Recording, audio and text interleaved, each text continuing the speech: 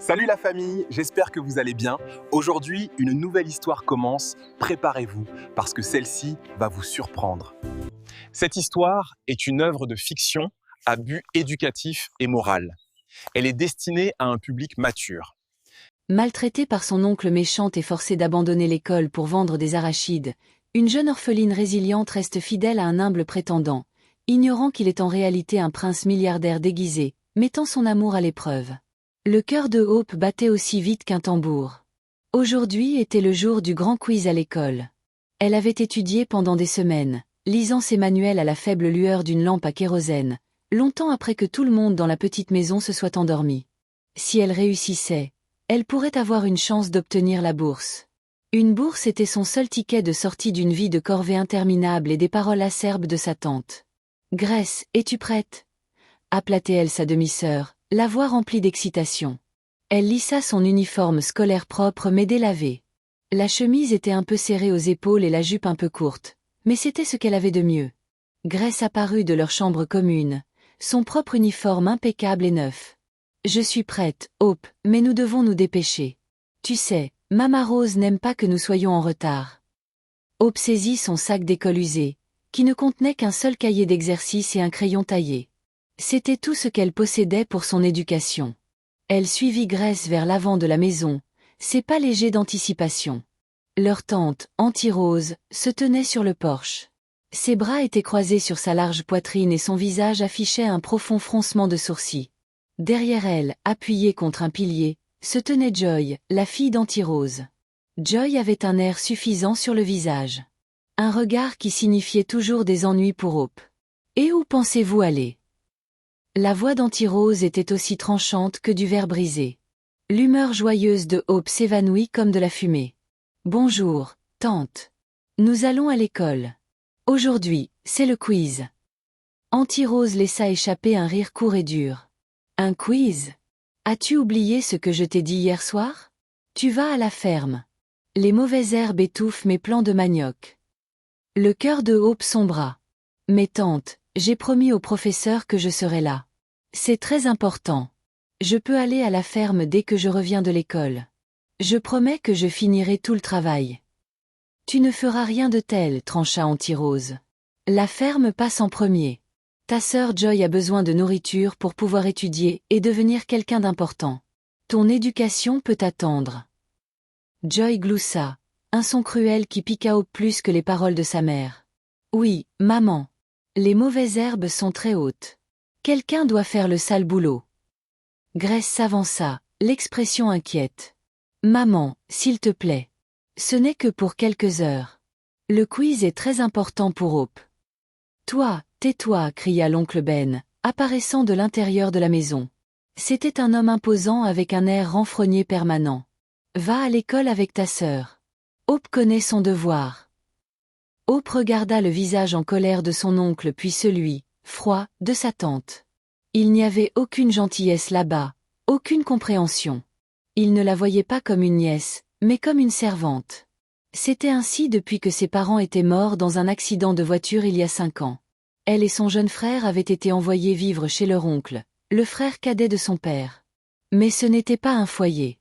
C'était une prison de travail acharné et de paroles dures. Des larmes montèrent aux yeux de Hope, mais elle les refoula. Elle ne leur donnerait pas la satisfaction de la voir pleurer. « S'il vous plaît, tante, » murmura-t-elle une dernière fois, la voix tremblante. « Va poser ce sac et prends-la où » ordonna Anti-Rose en lui tournant le dos. « Et vous aussi, dit-elle à Grace et Joy. Allez à l'école avant d'être en retard. » Grace regarda Hope avec des yeux tristes et impuissants avant que Joy ne la tire par le bras. « Allons-y, Grace. Nous ne voulons pas être en retard à cause d'une boniche. » Hope resta figée sur le sol poussiéreux alors que ses 2 demi-sœurs descendaient le chemin, leur rire lui parvenant en écho. Le matin radieux sembla soudain gris et froid. La promesse du quiz, la petite étincelle d'espoir pour un avenir différent s'était éteinte. Tout ce qui restait était le poids lourd de là où et le long chemin solitaire vers la ferme. Elle se retourna lentement et rentra dans la maison, les épaules affaissées par la défaite.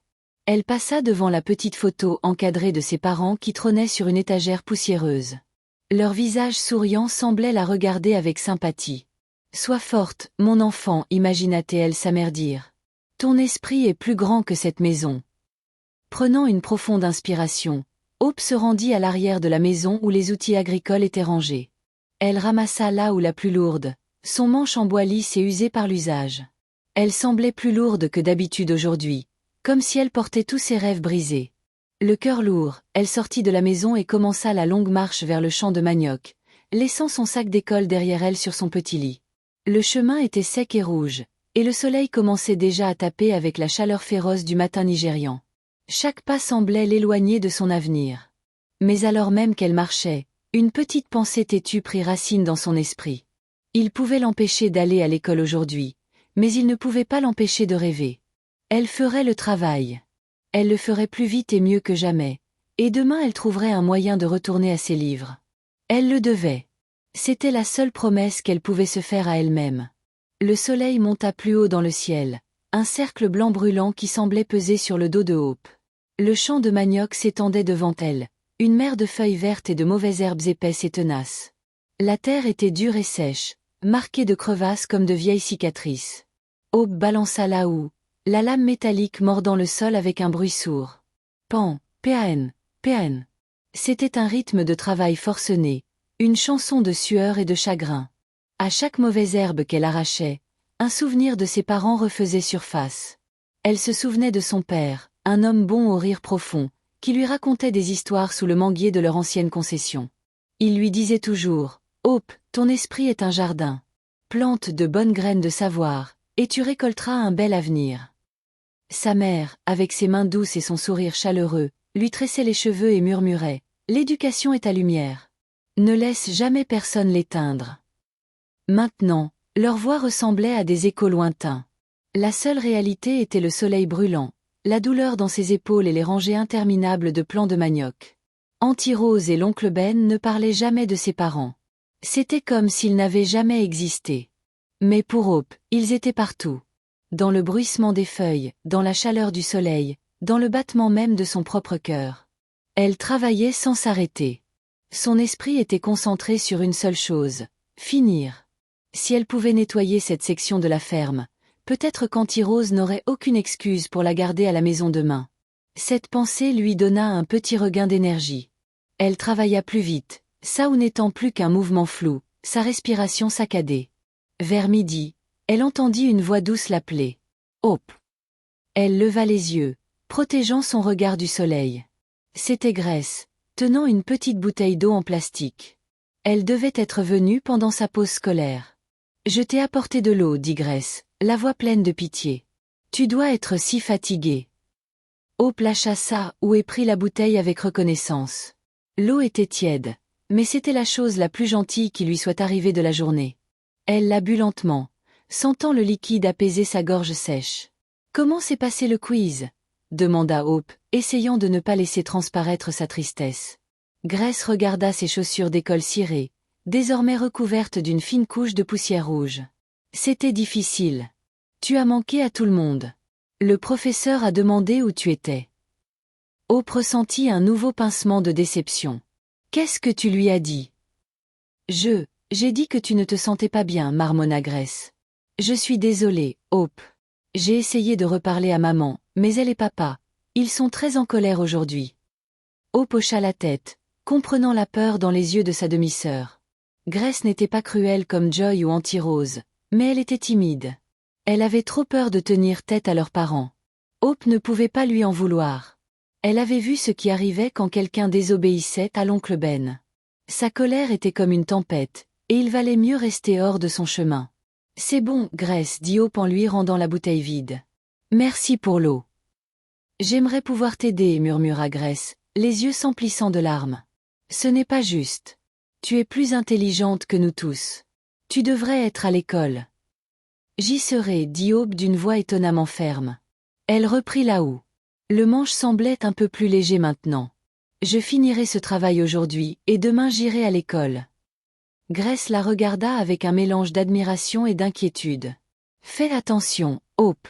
Maman est de très mauvaise humeur. » Elle hésita un instant, puis se retourna et se hâta de redescendre le chemin. Une petite silhouette en uniforme propre retournant dans un monde dont Hope ne pouvait que rêver. Laissée seule à nouveau, Hope regarda la vaste portion inachevée de la ferme. Cela semblait impossible, mais la visite de Grace avait fait plus que simplement étancher sa soif. Elle lui avait rappelé qu'elle n'était pas entièrement seule. Quelqu'un voyait sa lutte. Quelqu'un croyait en elle. Elle repensa aux paroles de son père. Un bel avenir. Cela semblait si loin, presque comme un conte de fées.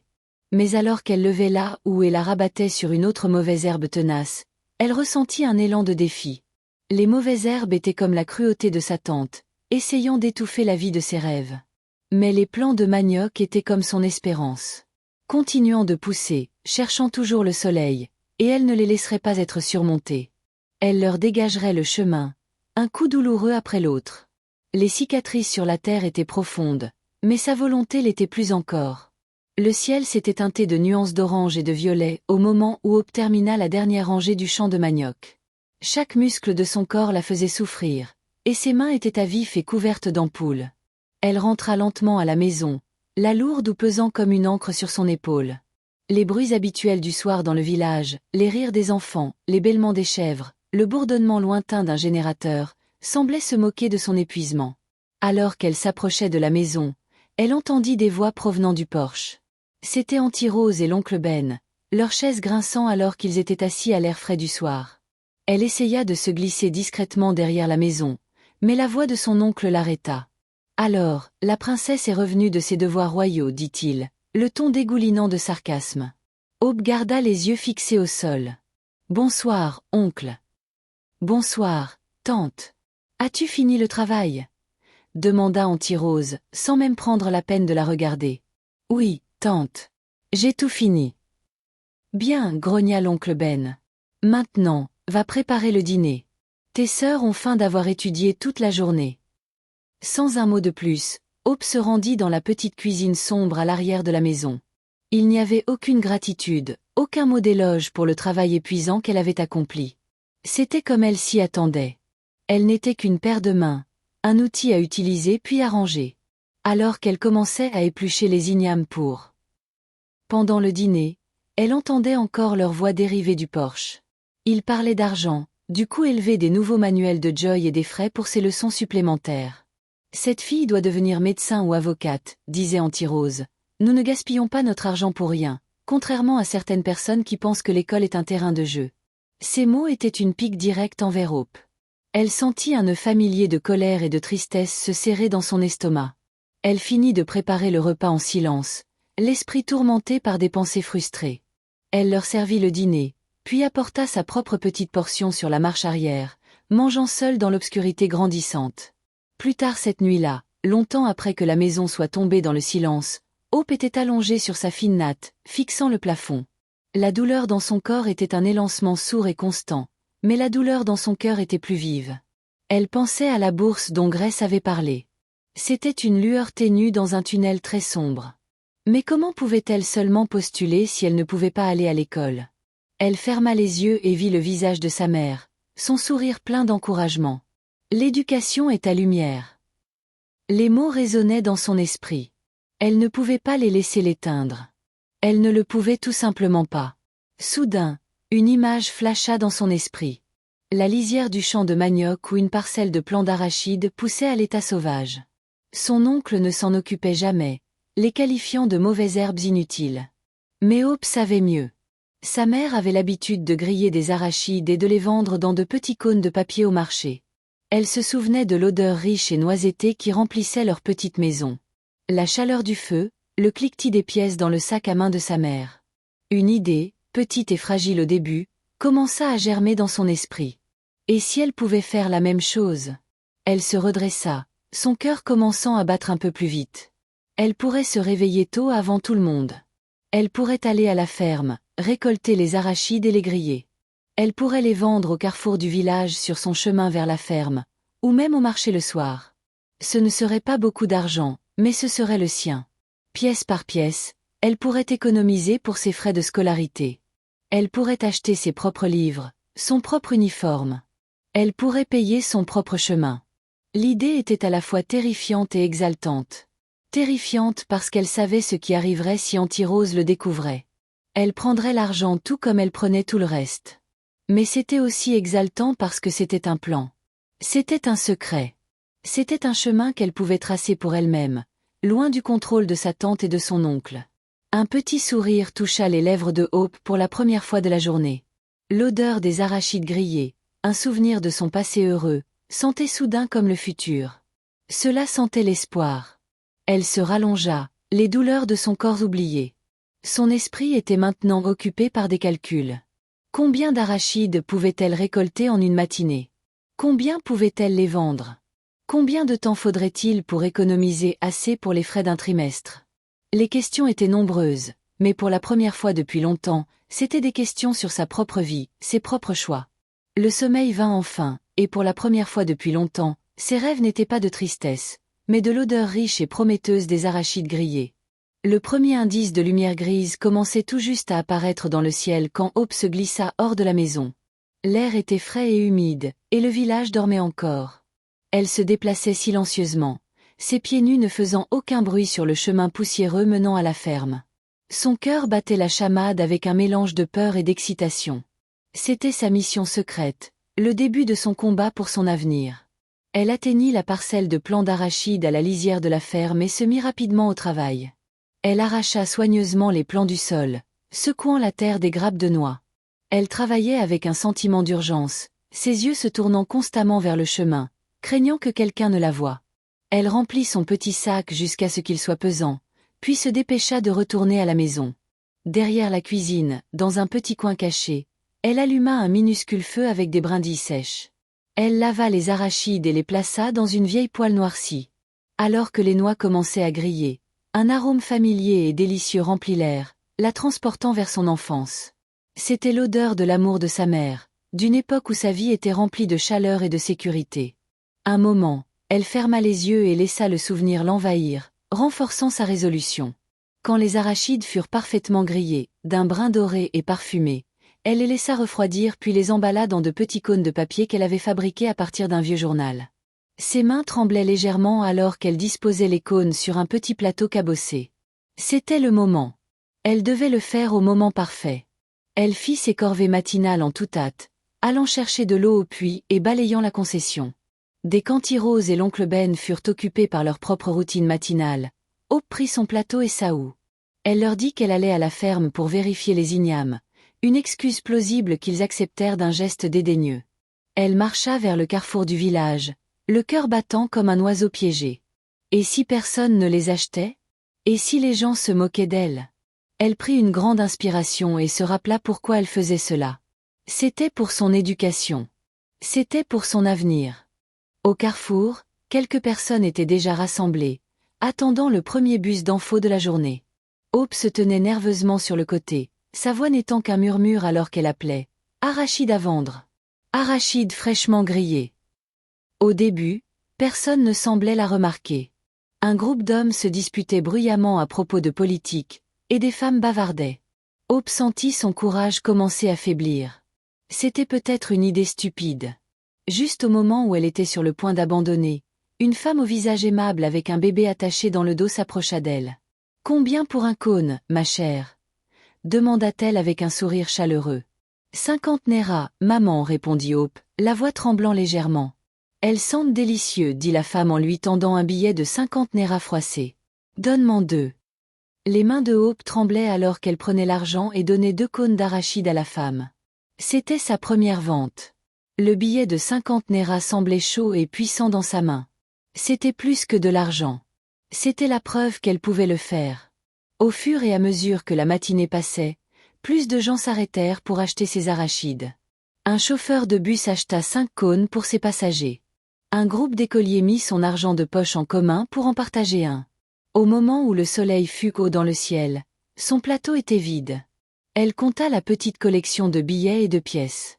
Ce n'était pas beaucoup d'argent, mais c'était un début. C'était une graine d'indépendance qu'elle avait plantée elle-même. Elle noua soigneusement l'argent dans un coin de son pagne et reprit sa houe. Elle avait encore une longue journée de travail devant elle à la ferme, mais ses pas étaient plus légers maintenant. Le poids de la houe ne semblait plus si lourd. Jour après jour, Hope continua son commerce secret. Elle se réveillait avant l'aube, grillait ses arachides, les vendait au carrefour, puis passait le reste de la journée à trimer à la ferme. Elle gardait ses petits gains cachés dans un petit pot en terre cuite enterré sous une lame de plancher desserrée dans sa chambre. Chaque soir, elle ajoutait le profit de la journée à sa réserve secrète.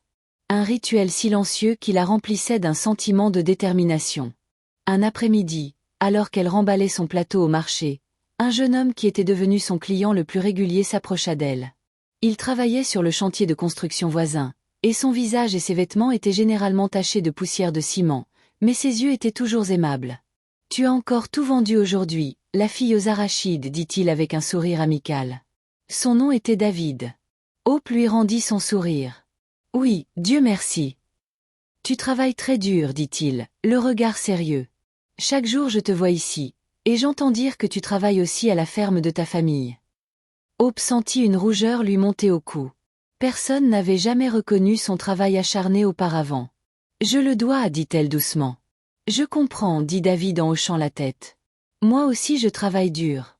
Nous devons tous nous fabriquer une vie meilleure. » Il y avait quelque chose dans sa façon de parler, une force tranquille et une compréhension qui mettait Hope à l'aise. Il n'était pas comme les autres jeunes hommes du village qui faisaient des blagues grossières ou la fixaient du regard. Il la voyait, elle, la vraie Hope. « J'économise, se surprit à admettre Hope, étonnée par sa propre audace. « Pour mes frais de scolarité. » Le sourire de David s'élargit, révélant une rangée de dents blanches et fortes. « C'est une chose merveilleuse. L'éducation est très importante. » Ils restèrent un moment dans un silence confortable. Le marché animé et bruyant servait de toile de fond à leur connexion tranquille. Pour la première fois, Hope avait l'impression d'avoir un ami, quelqu'un qui comprenait ses rêves sans les juger. En rentrant chez elle ce soir-là, elle serrait ses petits gains fermement. L'argent était une promesse d'école. Mais le souvenir des yeux bienveillants de David était une promesse d'un autre genre. Une promesse d'amitié, et peut-être, juste peut-être, un petit peu de bonheur dans son monde si dur. La saison de l'harmattan avait commencé à s'installer sur le village, apportant une brume fraîche et poussiéreuse qui adoucissait les rayons du soleil. Le commerce d'arachides de Hope marchait bien. Sa réserve secrète d'argent dans le pot en terre grandissait, et à chaque pièce qu'elle ajoutait, son rêve de retourner à l'école semblait un peu plus proche. Les conversations quotidiennes avec David au marché étaient devenues le moment le plus radieux de sa journée. Il lui parlait de son travail et elle lui parlait des livres qu'elle aimerait pouvoir lire. Leur amitié était un petit feu chaleureux dans la froideur de sa vie. Un soir, Grace entra en courant dans leur chambre, le visage rougi par l'excitation. Elle revenait tout juste de l'école. « Hope, j'ai une merveilleuse nouvelle » s'exclama-t-elle en agitant un morceau de papier à la main. « Qu'est-ce que c'est ?» demanda Hope, levant les yeux de la couture qu'elle faisait sur son vieil uniforme. « L'école a annoncé un concours pour une bourse. C'est pour le meilleur élève de notre classe. Il y a une rédaction à écrire et un examen. Si tu gagnes, ils paieront tes frais de scolarité jusqu'à la fin du secondaire. » Le cœur de Hope fit un bond. Une bourse complète. C'était plus qu'elle n'avait jamais osé rêver. Vraiment, Grace. Oui. J'ai pris le formulaire pour toi, dit Grace en pressant le papier dans la main de Hope. Tu dois postuler. Tu es la personne la plus intelligente de notre classe. Je sais que tu peux gagner. Hope fixa le formulaire. C'était un simple morceau de papier, mais il portait le poids de tous ses espoirs. Un instant, elle se laissa l'imaginer, gagner la bourse, aller à l'école chaque jour sans peur, et devenir un jour enseignante, comme elle en avait toujours rêvé. C'est quoi tout ce bruit? La voix perçante d'Anti-Rose coupa l'air alors qu'elle entrait dans la chambre. Joy la suivait, un regard curieux sur le visage. Anti-Rose arracha le formulaire de la main de Hope. « Une bourse » ricana-t-elle, ses yeux parcourant le papier. « Et qu'est-ce qui te fait croire que tu mérites une bourse? Ta place est à la ferme, pas dans une salle de classe à te remplir la tête de connaissances inutiles. » Joy eut un sourire narquois. Elle pense qu'elle vaut mieux que tout le monde. Laisse-la aller écrire une rédaction sur la façon de désherber le manioc. Les mots cruels étaient comme des pierres, et Hope sentit son fragile espoir commencer à s'effriter. Mais maman, commença Grace, si elle gagne, cela ne vous coûtera rien. Je m'en fiche, trancha Anti-Rose en déchirant le formulaire en deux et en jetant les morceaux sur le sol. J'ai dit qu'elle n'irait pas à l'école, et c'est définitif. Maintenant, retournez à vos corvées, toutes les deux. Elle sortit brusquement de la chambre, Joy la suivant comme son ombre. Hope s'agenouilla et ramassa lentement les morceaux déchirés du formulaire. Elle les tint dans sa main, sa vision se brouillant de larmes. Elle avait l'impression que sa tante n'avait pas seulement déchiré un morceau de papier, mais son âme même. Plus tard cette nuit-là, alors que la maison dormait, Grace se glissa vers la natte de Hope. Elle pleurait doucement. « Hope, je suis tellement désolée, chuchota-t-elle. Ce n'est pas ta faute, Grace, dit Hope, sa propre voix lourde de larmes retenues. Non, c'est pire que ce que tu penses, dit Grace, la voix tremblante. J'ai entendu maman et papa parler ce soir. J'étais devant leur fenêtre. Elle prit une inspiration instable. Papa, il a dit qu'il te détestait. Hope sentit une terreur froide s'insinuer dans son cœur. Pourquoi? Qu'est-ce que j'ai fait? Ce n'est pas toi, sanglota Grace doucement. C'est à propos de ton père. Papa a dit que ton père, son propre frère, l'avait escroqué pour leur terre familiale il y a de nombreuses années. Il a dit que ton père était devenu riche grâce à cette terre alors que lui est resté pauvre. Il a dit qu'il ne lui pardonnerait jamais. Et il a dit qu'il s'assurerait que les enfants de son frère souffrent tout comme il a souffert. Hope écoutait dans un silence stupéfait. Toutes ces années, elle avait pensé que leur cruauté était simplement parce qu'il la voyait comme un fardeau, mais c'était plus profond que cela. C'était une vengeance froide et calculée contre un mort. Et elle et son frère étaient les pions de son jeu amer. Maman était d'accord avec lui, continua Grace, ses mots étouffés par la peur. Elle a dit qu'ils ne te laisseraient jamais réussir. C'est pour ça qu'ils ne te laisseront pas aller à l'école. Ils veulent que tu sois fermière, que tu sois pauvre, juste comme il l'était. Tout le poids des paroles de Grace s'abattit sur Hope comme un coup physique. Ce n'était pas seulement un manque d'amour. C'était une haine profonde qui fermentait depuis des années. Son oncle n'était pas seulement un tuteur.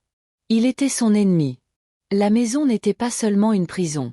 C'était un champ de bataille où elle menait une guerre dont elle ignorait même l'existence.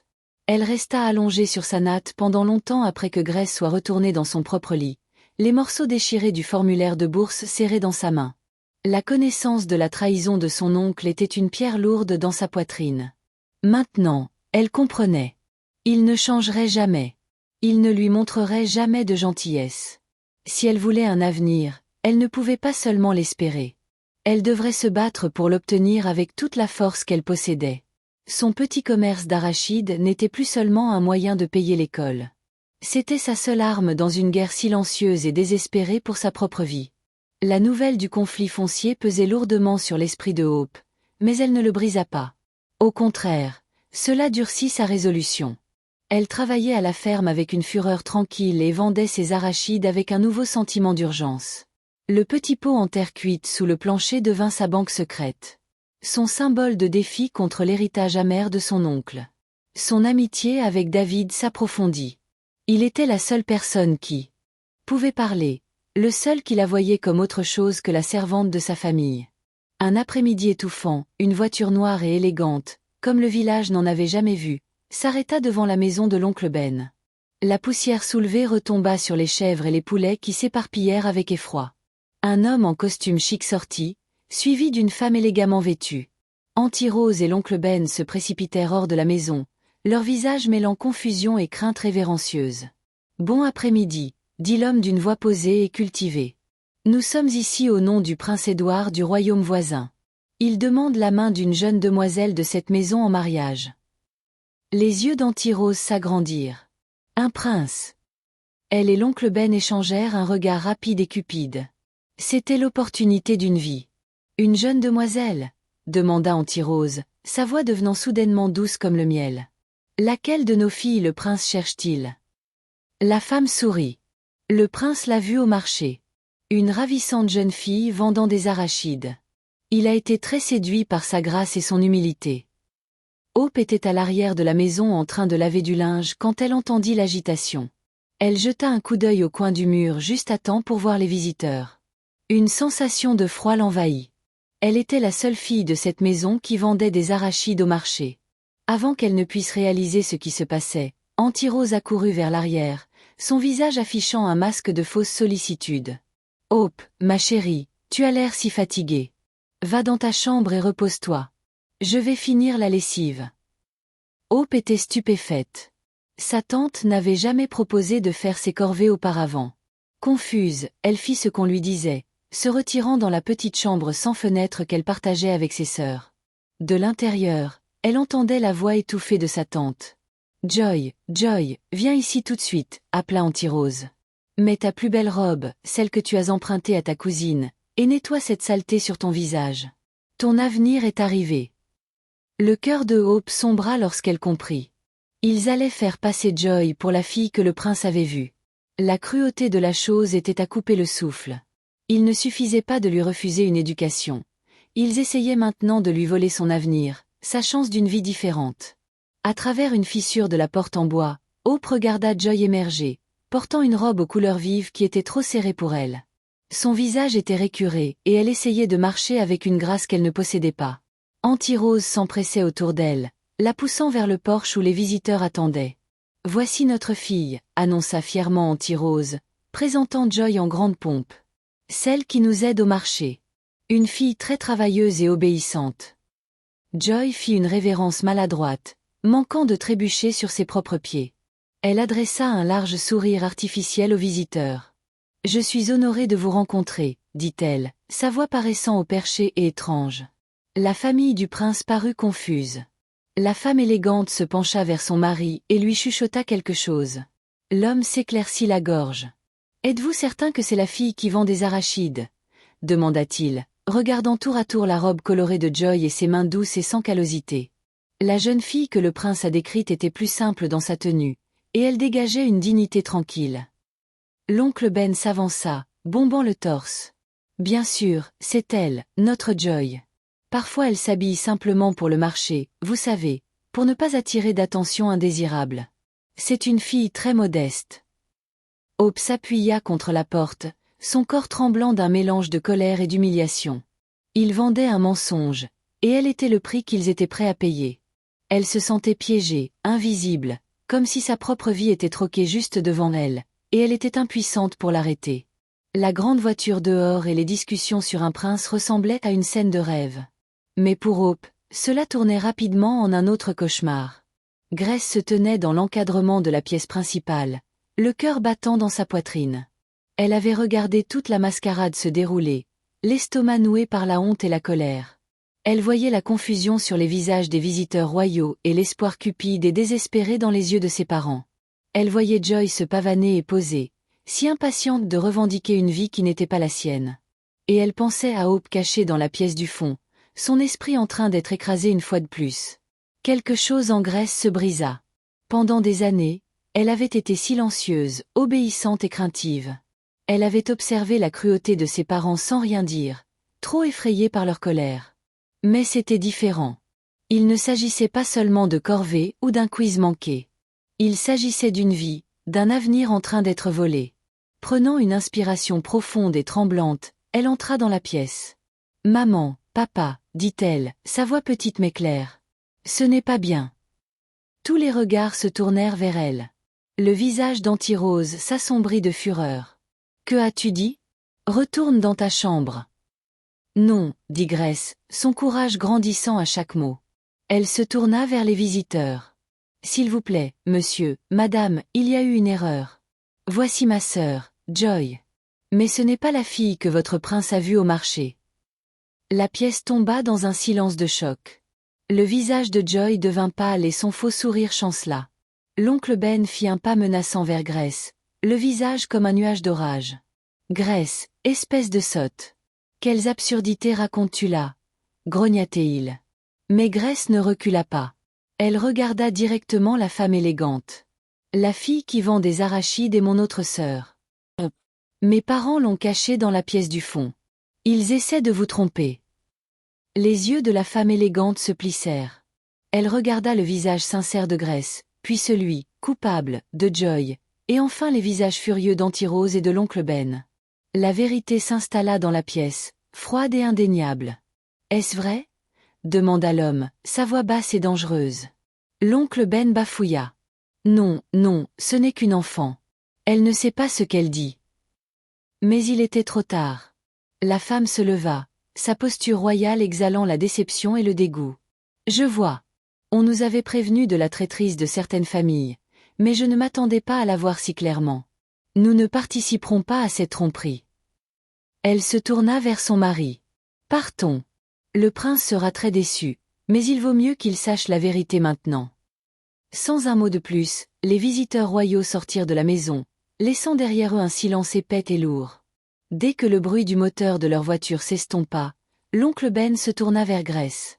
Sa main partit et le claquement sec d'une gifle résonna dans la maison. « Tu nous as ruinés » hurla-t-il, le visage déformé par la rage. « Tu as fait honte à cette famille. » Grace recula en chancelant, la main sur sa joue, des larmes coulant sur son visage. Hope ne pouvait plus rester cachée. Elle jaillit de sa chambre et courut aux côtés de sa sœur. « Ne la touchez pas !» cria Hope, se tenant entre Grace et leur oncle. La fureur de l'oncle Ben se tourna maintenant vers elle. « Toi, tout ça c'est de ta faute.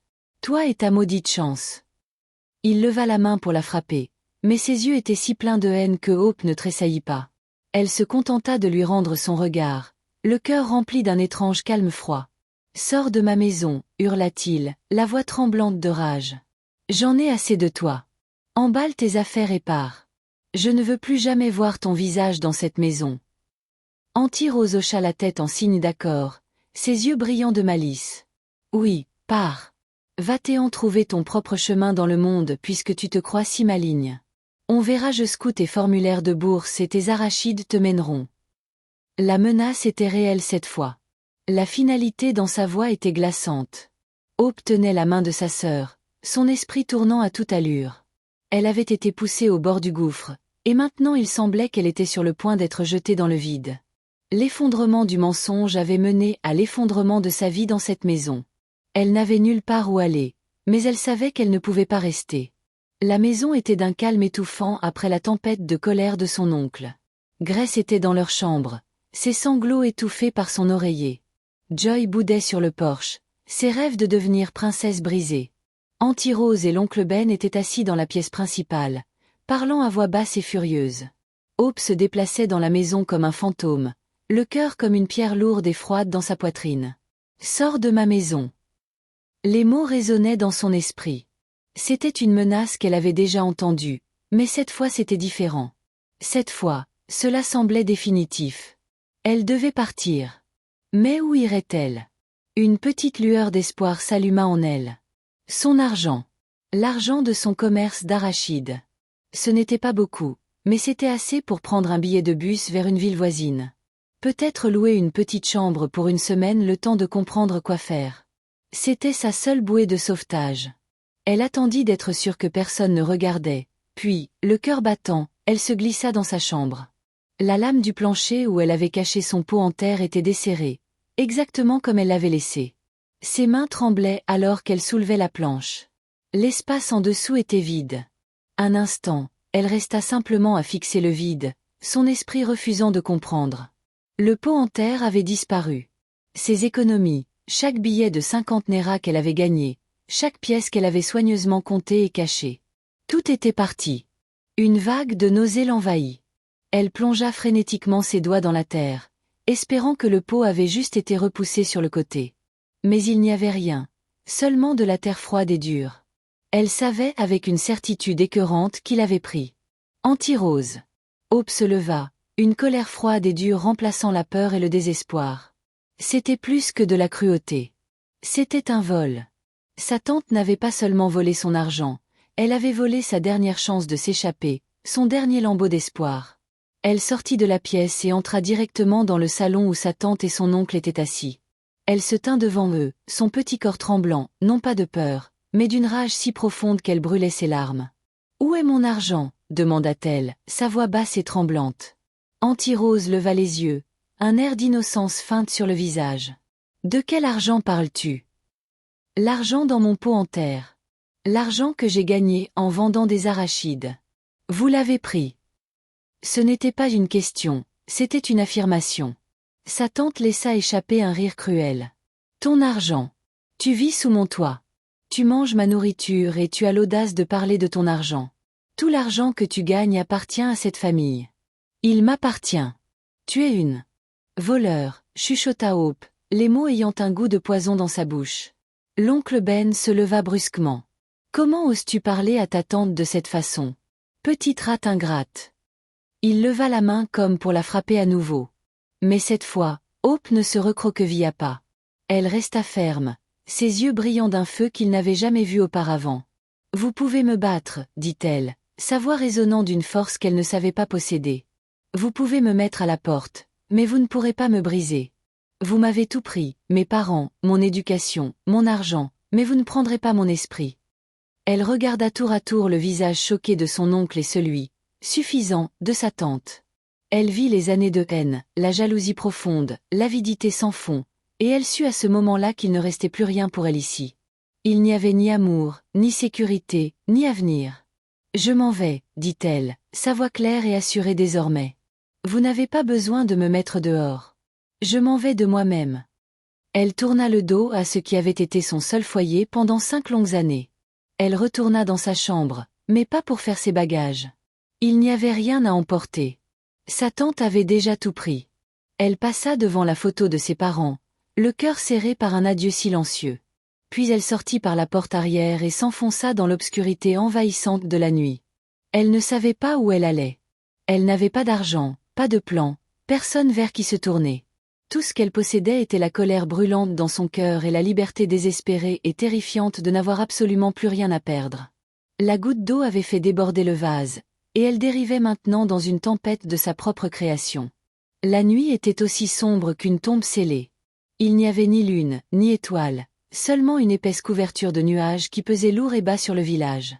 Hope marchait sans direction, ses pieds nus trébuchant sur le chemin inégal et poussiéreux. Les sons familiers de la nuit villageoise, le chant des grillons, l'aboiement lointain d'un chien, semblaient étrangers et menaçants. Chaque ombre semblait receler un danger caché. Les paroles colériques de son oncle et le rire moqueur de sa tante résonnaient dans sa tête. Elle avait été si sûre d'elle, si provocante en sortant de la maison. Mais maintenant, seule dans l'obscurité, une peur froide et vive commençait à s'insinuer. Où allait-elle? Que ferait-elle? Elle n'avait pas d'argent, pas même une seule pièce. Elle était vraiment, totalement seule. Une larme s'échappa de son œil, puis une autre, jusqu'à ce que des larmes silencieuses coulent sur son visage, se mélangeant à la poussière sur ses joues. Elle ne pleurait pas seulement pour son argent volé ou sa maison perdue. Elle pleurait pour son enfance gâchée, pour les parents qui lui manquaient tant, pour le lourd fardeau injuste qui avait été placé sur ses petites épaules. Comme si le ciel lui-même pleurait avec elle, un grondement sourd de tonnerre fit écho au loin. Un vent frais s'engouffra dans les arbres, transportant l'odeur terreuse de la pluie. En quelques minutes, les premières grosses gouttes commencèrent à tomber, s'écrasant contre le sol sec comme des pièces de monnaie sombre. La bruine se transforma rapidement en une averse torrentielle. La pluie tombait en rideaux, trempant sa robe fine en quelques secondes et la plaquant contre sa peau. Le chemin se transforma en une boue rouge glissante, et elle luttait pour garder l'équilibre. Elle avait froid, elle était mouillée et elle était terrifiée. Elle vit la carcasse sombre d'un bâtiment inachevé sur le bord de la route, une maison à moitié construite sans toit et avec des cadres de fenêtres vides.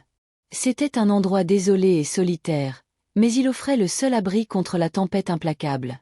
Elle grimpa sur le muret inachevé et se blottit sous le petit surplomb de ce qui aurait dû être une véranda. La pluie martelait le sol en béton autour d'elle, un tambourinement bruyant et chaotique qui s'accordait au tumulte de son cœur. Elle s'entoura de ses bras, grelottant de manière incontrôlable, autant de froid que de désespoir. C'était fini. C'était la fin de son chemin. Elle s'était battue si fort, avait économisé chaque néra, avait rêvé si farouchement d'une vie différente. Et maintenant, elle était là, une orpheline sans abri, s'abritant dans une ruine, avec un avenir aussi sombre et orageux que la nuit qui l'entourait. Elle enfouit son visage dans ses genoux, son corps secoué de sanglots. Elle pleura jusqu'à ce qu'elle n'ait plus de larmes, jusqu'à ce qu'il ne reste plus qu'une douleur creuse et vide. Le monde lui avait tout pris. Il ne restait plus rien pour quoi se battre. Soudain, à travers le fracas de la pluie, elle entendit une voix appeler son nom. C'était faible au début, presque perdue dans la tempête. « Hope, Hope, es-tu là ?» Elle leva la tête, son cœur manquant un battement. La voix était familière. Elle scruta l'obscurité et, à travers le rideau de pluie, elle vit une silhouette s'approcher, tenant une large feuille de bananier au-dessus de sa tête comme un parapluie de fortune. « David » murmura-t-elle, la voix brisée. Il la vit alors et se précipita vers le bâtiment inachevé. Il sauta par-dessus le muret et s'agenouilla près d'elle. C'était David, son visage aimable marqué par l'inquiétude. « Hope, j'étais tellement inquiet, dit-il, la voix pleine de sollicitude. Je ne t'ai pas vu au marché ce soir. Je suis allé chez toi, mais ton oncle a dit que tu étais parti. Que s'est-il passé? Pourquoi es-tu ici dehors dans la tempête? Voir son visage bienveillant et familier était comme voir le soleil après une longue nuit noire. Le barrage de son calme se brisa et elle recommença à pleurer, non pas de désespoir cette fois, mais avec le soulagement immense de ne plus être seule. Il ne la pressa pas de questions. Il s'assit simplement à ses côtés dans l'obscurité humide, une présence tranquille et constante face au chaos de la tempête. Il retira sa propre chemise sèche, qu'il avait gardée à l'abri sous la feuille, et la drapa sur ses épaules tremblantes. Ce simple acte de gentillesse fut si bouleversant que Hope ne put que pleurer. Quand ses sanglots s'apaisèrent enfin, elle lui raconta tout, la visite du prince, la tromperie, la rage de son oncle et l'argent volé. Elle lui parla de sa fuite désespérée dans la nuit, sa voix n'étant qu'un murmure contre le bruit de la pluie. David écouta en silence, son expression devenant plus sombre et plus colérique à chaque mot qu'elle prononçait. Quand elle eut fini, il resta silencieux un long moment. Dehors, la tempête commençait à se calmer, la pluie s'adoucissant en un léger clapotis. « Ils ne s'en sortiront pas comme ça, dit-il finalement, d'une voix basse et ferme. Mais tu ne peux pas rester ici. Tu n'es pas en sécurité. Il se leva et lui tendit la main. Viens avec moi. J'ai un endroit. Tu seras en sécurité là-bas. Hope regarda sa main tendue. Dans l'obscurité, elle pouvait voir les callosités sur sa paume, les marques de son propre travail acharné. Il n'était qu'un pauvre porteur de parpaings avec presque rien à son nom. Mais à ce moment-là, il lui offrait quelque chose de plus précieux que tout l'argent du monde.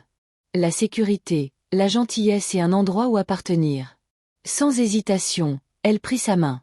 Sa poigne était chaude et forte, une ancre solide dans la mer agitée de sa vie. David conduisit Hope à travers les rues mouillées et silencieuses du village. La pluie s'était arrêtée et l'air était frais et propre. La lune pointait le bout de son nez derrière les nuages, jetant une lumière argentée sur les feuilles luisantes et les flaques de boue. Il marchait sans parler, sa main tenant la sienne, une promesse silencieuse de sécurité. Il la mena vers une partie du village où elle n'était jamais allée auparavant. Un petit groupe de maisons récemment construites à la lisière de la communauté. Il s'arrêta devant un modeste studio avec une simple porte en bois. « C'est ici, dit-il doucement, cherchant une clé dans sa poche. Je l'ai loué la semaine dernière seulement. J'économisais pour quitter l'endroit où je logeais chez mon ami. Ce n'est pas grand-chose, mais c'est propre et sec. » Il ouvrit la porte et lui fit signe d'entrer. La pièce était petite et nue, avec une seule fenêtre et un sol en béton. Dans un coin se trouvait une natte de couchage enroulée et un petit sac avec ses affaires. C'était la plus humble des demeures, mais pour Hope, après la tempête et l'obscurité, cela ressemblait à un palais. « Tu peux prendre la chambre, » dit David, sans croiser son regard. « J'irai dormir chez mon ami pour la nuit. Tu seras en sécurité ici. Personne ne t'embêtera. » Hope se tenait au milieu de la petite pièce, accablé par sa générosité. Lui, un homme qui avait si peu, lui donnait son seul abri sans y réfléchir à deux fois. « David, je ne sais pas quoi dire, » bafouilla-t-elle, serrant sa chemise sèche autour de ses épaules. « Merci. »« Il n'y a pas besoin de merci, » dit-il avec un petit sourire timide. « Les amis s'entraident. » Il hésita un instant. « As-tu faim? J'ai du pain et des arachides. » Il sortit une petite miche de pain et un paquet d'arachides de son sac et les lui donna. Hope mangea goulûment, réalisant qu'elle n'avait rien pris depuis sa petite portion de dîner des heures auparavant. Pendant qu'elle mangeait, David alluma une petite lampe à kérosène, et sa lumière chaude et vacillante remplit la pièce, chassant les dernières ombres de la nuit. Pour la première fois en 5 ans, Hope se sentait véritablement en sécurité. Il n'y avait pas de voix colérique, pas de rire moqueur, pas de menace. Il n'y avait que la gentillesse tranquille de ce jeune homme qui était apparu comme un ange gardien au milieu de sa tempête. Elle le regarda dans la douce lueur de la lampe, ses vêtements simples, ses mains usées par le travail, ses yeux doux, et sentit une chaleur se propager en elle qui n'avait rien à voir avec la chemise sèche ou la nourriture. C'était un sentiment qu'elle n'avait plus connu depuis que ses parents étaient en vie. C'était le sentiment que l'on prenait soin d'elle. « Tu devrais te reposer, » dit David, voyant l'épuisement sur son visage. Il déroula la natte pour elle. « Je reviendrai demain matin pour voir comment tu vas. » Il se tourna pour partir, mais la voix de Hope l'arrêta à la porte. « David !» Il se retourna, sa silhouette encadrée par le chambranle de la porte éclairée par la lune. « Pourquoi es-tu si gentil avec moi ?» demanda-t-elle, sa voix n'étant qu'un murmure. Il resta silencieux un long moment, la regardant avec une expression qu'elle ne pouvait pas tout à fait déchiffrer. Parce que, dit-il doucement, je t'observe depuis longtemps, Hope. J'ai vu ta force, ta bonté et ton cœur magnifique. Et je crois que tu mérites une vie remplie de gentillesse, pas de cruauté. Sur ces mots, il partit, laissant Hope seule dans la petite pièce silencieuse. Elle s'allongea sur la natte, resserrant sa chemise contre elle. Le tissu sentait légèrement la sueur de bois et le travail. Elle pensa à ses paroles, à la façon dont il l'avait regardée. C'était plus que de la simple amitié qu'elle voyait dans ses yeux. C'était quelque chose de plus profond, quelque chose qu'elle avait presque trop peur de nommer. En s'endormant, elle réalisa que cette petite pièce n'eût été plus un foyer pour elle que la maison de son oncle ne l'avait jamais été. Ici, elle n'était pas une servante ou un fardeau. Ici, elle était simplement Hope, et pour la première fois depuis très longtemps, cela lui semblait suffisant. La tempête était passée, et, dans son sillage, elle avait trouvé un abri inattendu, un nouveau départ offert par un inconnu au grand cœur qui détenait un secret qu'elle ne pouvait pas encore imaginer. Hope s'éveilla au son d'un coq qui chantait et de la douce lumière de l'aube filtrant par l'unique fenêtre. Pendant un instant, elle fut désorientée, ne sachant plus où elle se trouvait. Puis les événements de la nuit précédente lui revinrent en mémoire. La dispute, la fuite, la tempête et l'incroyable gentillesse de David. Elle était dans sa chambre, saine et sauve. Elle se redressa et regarda autour d'elle. La pièce était encore plus simple à la lumière du jour, mais elle était ordonnée. Ses rares possessions étaient soigneusement rangées dans un coin. Elle plia la chemise qu'il lui avait donnée, son odeur imprégnant encore le tissu. Elle ressentit un mélange étrange de gratitude et d'anxiété. Elle était en sécurité pour l'instant, mais qu'allait-il se passer ensuite? Elle était toujours une fille sans abri, sans argent et sans avenir. Juste à ce moment-là, on frappa doucement à la porte. C'était David, tenant un petit bol de bouillie de maïs fumante et un morceau de gâteau de haricots. « Bonjour », dit-il avec son sourire chaleureux habituel. « Je t'ai apporté le petit déjeuner. » « Tu n'aurais pas dû, » dit Hope, sentant une rougeur lui monter aux joues. « Tu as déjà fait beaucoup trop pour moi. »« Baliverne, » dit-il en posant le bol sur le sol. « Mange. Tu as besoin de reprendre des forces. » Alors qu'elle mangeait ce repas simple mais délicieux, David s'assit par terre en face d'elle, l'air sérieux. Son sourire habituel et décontracté avait disparu, remplacé par un regard de profonde contemplation. « Hope, » commença-t-il, la voix basse et assurée. « J'ai quelque chose à te dire. Quelque chose que j'aurais dû te dire il y a longtemps. » Hope posa son bol, son cœur commençant à battre un peu plus vite. Elle sentait que c'était important. « Ce que je m'apprête à dire sera difficile à croire, » continua-t-il en la regardant droit dans les yeux. « Mais je te demande de m'écouter avec un cœur ouvert. Tout ce que tu sais de moi n'est pas la vérité entière. » Il prit une grande inspiration. « Mon nom n'est pas seulement David. Mon nom complet est Prince David. Je suis le fils du roi d'Amobia, le royaume voisin. » Hope le fixa, son esprit luttant pour donner un sens à ses paroles. Le prince David? L'humble et gentil porteur de parpaings était un prince. Cela ressemblait à un conte de fées. Elle crut à une plaisanterie, une façon étrange de vouloir lui remonter le moral. « Tu plaisantes, » dit-elle avec un rire nerveux. « Pas du tout, » répondit-il, le regard imperturbable. « Mon père, le roi, m'a envoyé ici sous un déguisement. Il croit que le véritable caractère d'un homme se révèle lorsqu'il n'a rien. Il voulait que je vive et travaille parmi le peuple, que je comprenne leur lutte et que je trouve une femme qui m'aimerait pour ce que je suis, et non pour mon titre ou ma richesse. » Il plongea la main dans le petit sac qu'il avait apporté avec lui et en sortit un petit portefeuille en cuir. Il en tira une carte plastifiée avec un écusson royal et sa photo. C'était une carte d'identité officielle du palais. Puis il lui montra une photographie. C'était lui, vêtu de magnifiques robes royales, debout à côté d'un homme âgé et digne et d'une femme gracieuse portant des couronnes. Hope regarda tour à tour la photographie et l'homme assis devant elle. C'était la même personne, et pourtant ce ne l'était pas. L'homme sur la photo était un prince, une figure de pouvoir et d'autorité. L'homme devant elle était David, son ami bon et doux. Son esprit vacillait. « Je t'observe depuis des mois, Hope, » poursuivit-il, la voix douce et sincère. « Je t'ai vu au marché travailler si dur, ayant toujours un mot gentil pour tout le monde. Même quand je savais que ta propre vie était difficile, j'ai vu ta force et ta résilience. J'ai vu la beauté de ton cœur. Tu es la femme que mon père m'a envoyé chercher. Tu es la femme dont je suis tombé amoureux. Il se rapprocha d'elle, ses yeux remplis d'une sincérité qui lui coupa le souffle. Je sais que c'est soudain.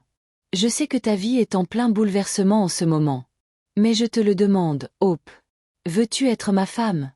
Veux-tu être ma princesse? Hope était sans voix. Le monde semblait basculer sur son axe. Un prince amoureux d'elle. C'était trop dur à concevoir. Hier encore, elle était une orpheline méprisée dormant sur un sol froid. Maintenant, un prince lui demandait de devenir sa femme, lui offrant une vie qu'elle n'aurait jamais pu imaginer dans ses rêves les plus fous. Des larmes montèrent à ses yeux. Mais cette fois, ce n'étaient pas des larmes de chagrin. C'étaient des larmes de choc, d'incrédulité, d'un espoir si immense qu'il semblait pouvoir faire éclater son cœur. Elle regarda David, le prince David, et ne vit pas un titre royal ou un roi lointain, mais les mêmes yeux bienveillants, le même sourire doux qui avait été son seul réconfort pendant si longtemps. Elle ne savait que dire. La seule chose qu'elle put faire fut d'acquiescer. Un petit mouvement de tête tremblant. Un sourire lent et radieux s'étira sur le visage de David. Il tendit la main et essuya délicatement une larme sur sa joue. À cet instant, l'humble studio devint un palais, et la simple vendeuse d'arachides commença à croire que les contes de fées pouvaient, après tout, être réels. Les jours qui suivirent furent un tourbillon pour Hope.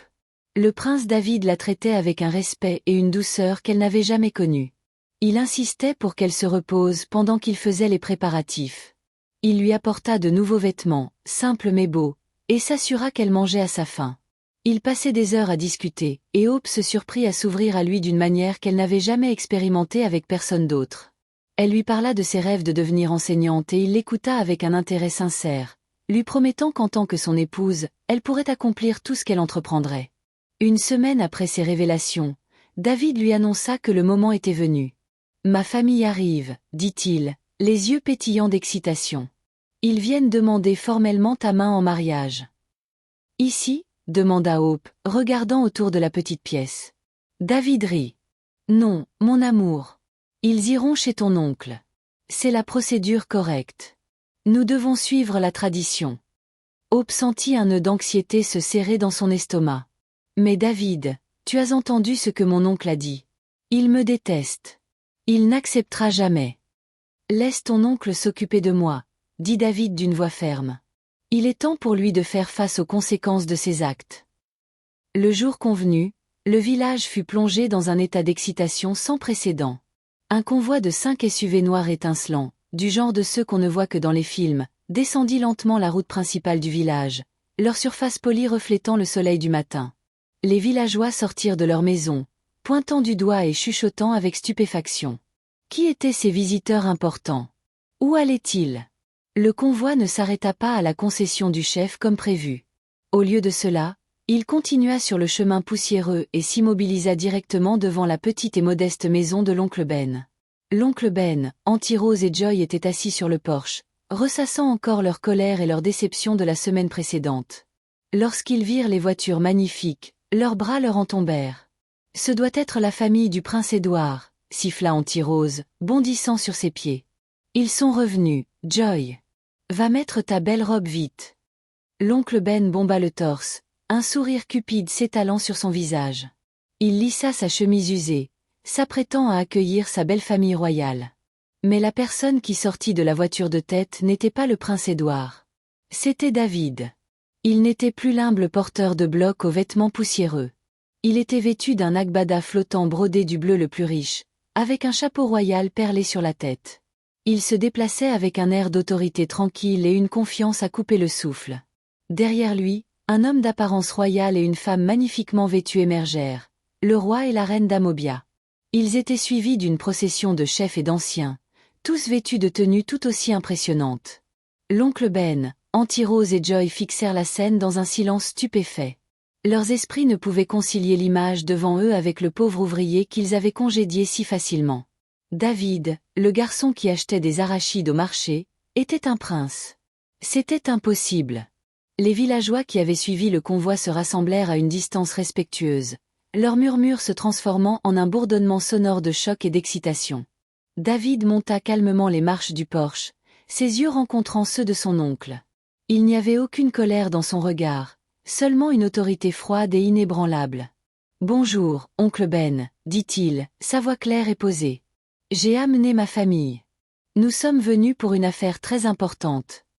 L'oncle Ben ne put que bafouiller. Toi, qui es-tu? Avant que David ne puisse répondre, son père, le roi, s'avança. Sa présence était imposante et toute la concession tomba dans le silence. Je suis le roi Adinlay d'Amobia, annonça-t-il, sa voix résonnant d'une puissance royale. Et voici mon fils, le prince David. Nous sommes venus ici aujourd'hui pour demander la main de votre nièce, Hope, en mariage pour mon fils. Les mots flottèrent dans l'air, chacun étant un coup de massue pour la famille choquée et terrifiée sur le porche. Le monde avait été complètement sens dessus-dessous. La fille qu'ils avaient jetée comme une ordure était sur le point de devenir une princesse. Le pauvre garçon qu'ils avaient méprisé était un prince qui tenait désormais leur sort entre ses mains. Le visage d'Anti-Rose avait pris une teinte grise maladive, et Joy avait l'air sur le point de s'évanouir. L'oncle Ben restait figé, la bouche ouverte pour la première fois de sa vie, totalement sans voix. La procession royale était arrivée, et avec elle un règlement de compte qui se faisait attendre depuis longtemps. La scène sur le porche était empreinte d'une incrédulité glacée. L'oncle Ben, d'ordinaire si plein de jactance et d'autorité, ressemblait à un poisson hors de l'eau, sa bouche s'ouvrant et se fermant sans produire un son. Anti-Rose semblait s'être recroquevillée sur elle-même, ses yeux écarquillés par un mélange de terreur et d'envie. Joy, la fille qui avait rêvé d'être une princesse, se tenait à côté de sa mère, le visage masqué par une jalousie pure et sans mélange. Le roi, homme habitué à commander le respect, regardait la famille stupéfaite d'un regard froid évaluateur. Il avait entendu toute l'histoire de la bouche de son fils, et il n'était pas impressionné. « Eh bien, pressa le roi, sa voix calme mais ferme, nous avons exposé notre but.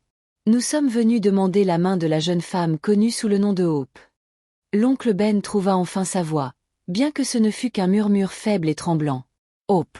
Mais votre majesté, il doit y avoir une erreur. Elle n'est pas digne. Elle porte une malédiction sur elle. » Les sourcils du roi se levèrent légèrement.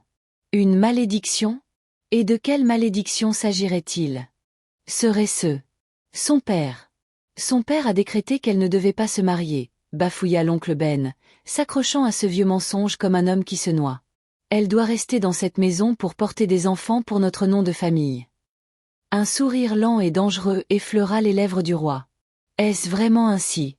Ou est-ce plutôt que vous avez gardé cette jeune fille captive, lui refusant une éducation et un avenir, tout cela à cause d'une vieille et amère rancœur que vous nourrissiez contre son défunt père?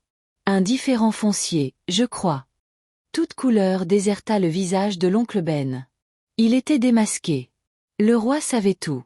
Les villageois rassemblés commencèrent à murmurer entre eux, leur chuchotement choqué se propageant comme un feu de forêt. Nous ne sommes pas venus ici pour discuter de vieilles querelles de famille ou de malédictions fabriquées, continua le roi, sa voix résonnant d'autorité.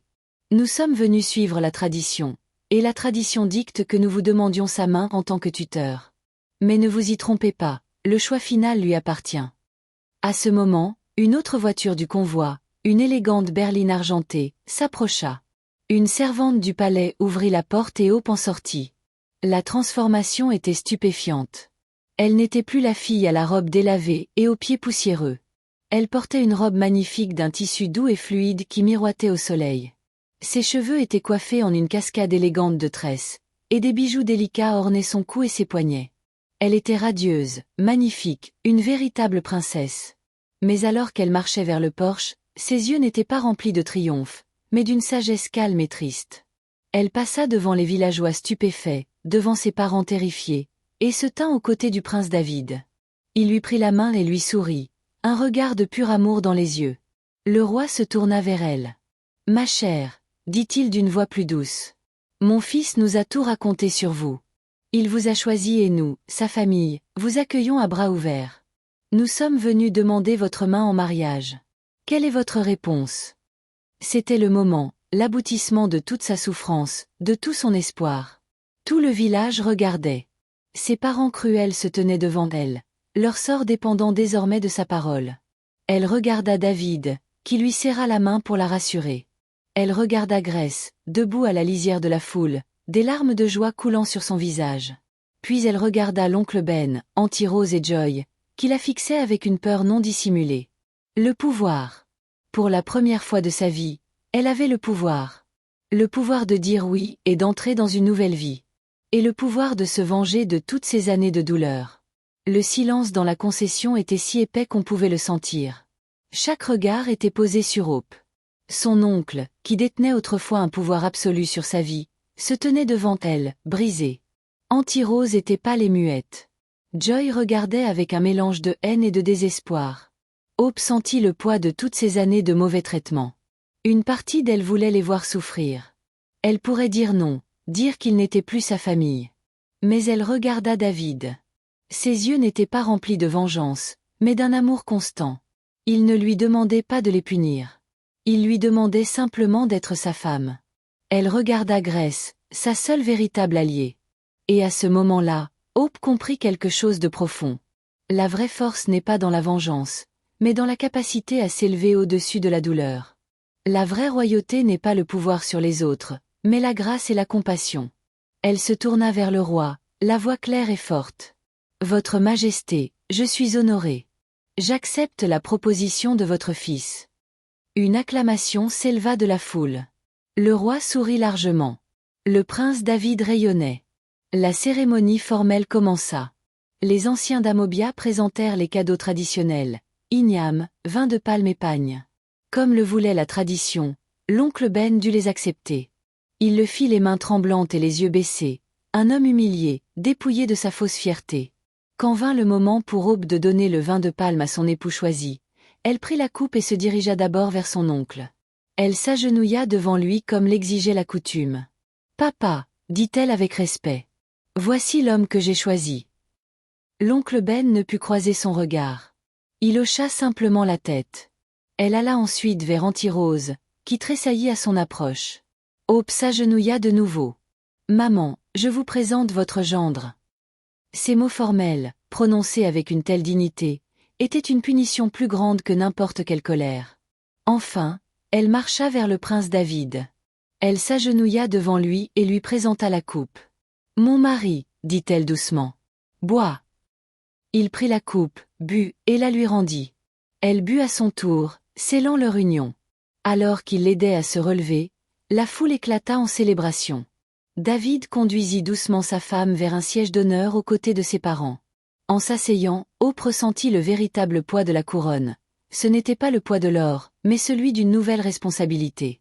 Elle n'était plus Hope l'orpheline, mais la princesse Hope, future reine. La fête battait son plein. La famille royale avait apporté de la nourriture et des boissons en abondance. Au milieu de ce joyeux chaos, Hope s'assit près de la reine. Elle voyait son oncle, sa tante et Joy regroupés à l'autre bout, isolés dans leur honte.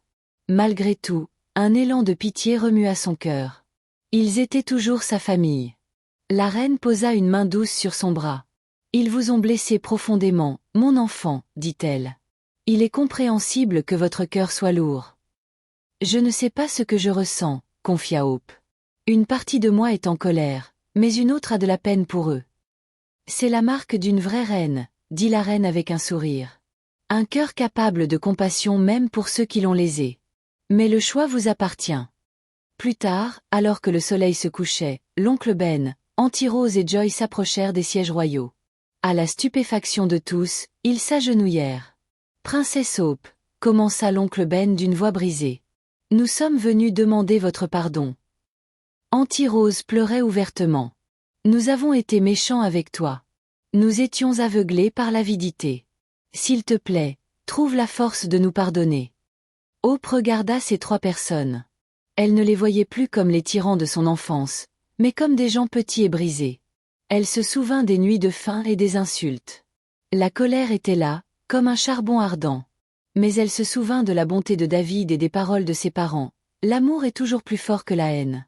Garder sa colère ne ferait que l'enchaîner au passé. Elle se leva et toucha l'épaule de son oncle. « Relevez-vous, s'il vous plaît, » dit-elle doucement. « Ce que vous m'avez fait était mal. Cela m'a causé plus de douleur que vous ne le saurez jamais. Mais je ne porterai pas cette douleur dans ma nouvelle vie. Je vous pardonne. » Une vague de soulagement envahit leur visage. Hope serra ensuite Grace dans ses bras. « Merci, Grace. Tu as été ma seule lumière dans l'obscurité. Je ne l'oublierai jamais. » À cet instant, Hope se sentit libérée. Le pardon n'était pas un cadeau pour eux, mais un cadeau pour elle-même. C'était le joyau le plus précieux de sa nouvelle couronne. Le palais à Lagos était un monde à part. Un magnifique manoir blanc entouré de jardins luxuriants. Hope était désormais la princesse Hope. Le roi et la reine l'aimaient comme leur propre fille. Le prince David resta fidèle à sa promesse. Leur amour était bâti sur l'amitié née quand il portait des parpaings et qu'elle vendait des arachides. L'une de ses premières décisions fut d'assurer l'éducation de Grace, créant un fonds pour ses études jusqu'à l'université. Mais Hope savait que son travail ne s'arrêtait pas là. Elle n'oubliait pas la fille qu'elle avait été. Avec le soutien de David, elle créa la fondation Hope pour l'éducation des filles, construisant des écoles en zone rurale et offrant des bourses. Elle parcourait le pays, non pas pour raconter un conte de fées, mais pour témoigner de la puissance de la résilience.